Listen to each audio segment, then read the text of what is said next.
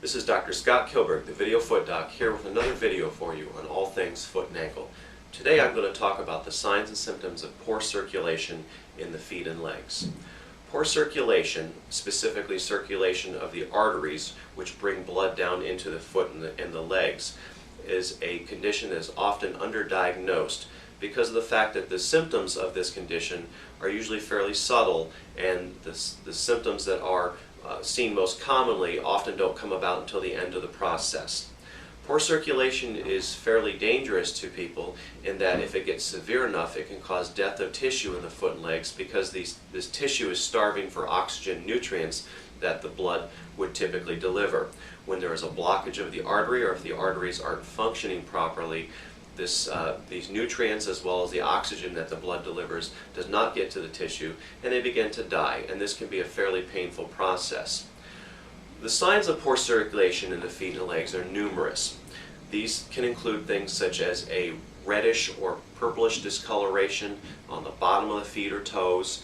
It could also include a lack of foot hair or toe hair.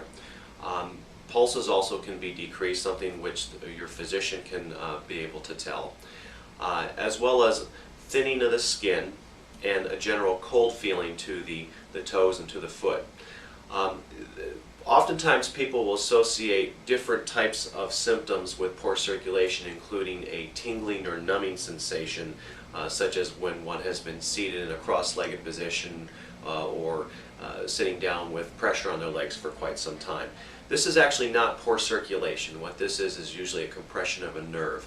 So if there's a tingling or a pins and needles like sensation or a numbing sensation, that's not a sign of poor circulation. That's usually a sign of nerve compression, or sometimes even nerve disease if no compression has been applied to the nerve itself. People who are at risk for poor circulation to the feet or legs include people who have high blood pressure, who have diabetes, high cholesterol, are overweight, as well as people who have kidney disease and other types of conditions, which can indicate that there is a lack of blood flow going into various parts of the body, the legs being one of them.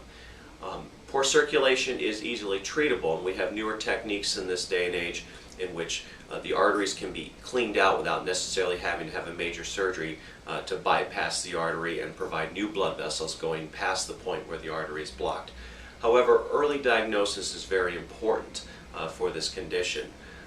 If the condition is not diagnosed in time and surgery can't restore the circulation down to the feet and legs, people run the risk of developing gangrene as well as amputation of the foot or even of the leg itself. Diagnosis is fairly easy. There are some very non-invasive simple tests that can be performed that can tell what the circulation is doing and whether or not there is a decrease in the circulation pattern that needs to be monitored or treated. This can be done in a numerous specialist office, and the surgery is typically performed by a interventional cardiologist or by vascular surgeons. If you're suspecting you may have poor circulation or there is a history of that in your family, it's very important to get screened and evaluated. Well, I hope you've enjoyed this video. Please look for more videos on foot and ankle problems on this site as well as others, or you may check out my website at www.inpodiatrygroup.com. Thank you.